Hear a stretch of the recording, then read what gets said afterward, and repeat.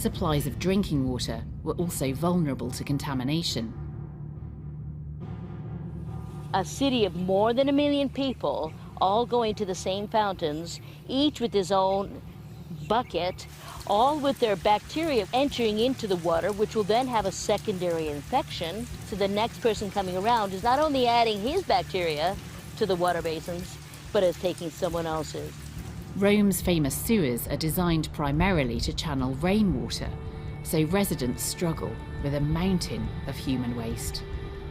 We have satirists who make jokes about what a cesspit Rome was, and we need to remember that that's not a metaphor. You have people living in houses where effectively none of the latrines connect to a sewage system.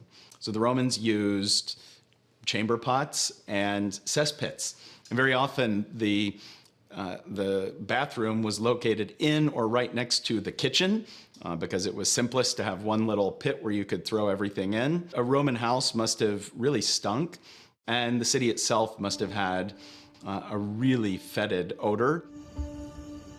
Ignorance of basic hygiene was a feature of life all across the empire, with cities and towns overflowing with filthy waste.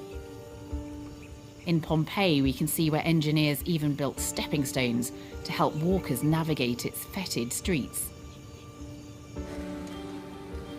In the capital, the problem was only made worse by the terrain. Rome was built on 7 hills running alongside the river Tiber. But as the city grew, it expanded into the lower-lying areas. Despite the Romans' best attempts at drainage, the Tiber often flooded, further spreading the bacterial diseases, hiding amongst the waste. The Romans suffered very intensely from a range of diarrheal diseases. They are disproportionately impactful during the height of summer. It is likely that mortality rates in the city of Rome were so high that only the constant influx of newcomers, both free and slave, kept its population growth from going into reverse.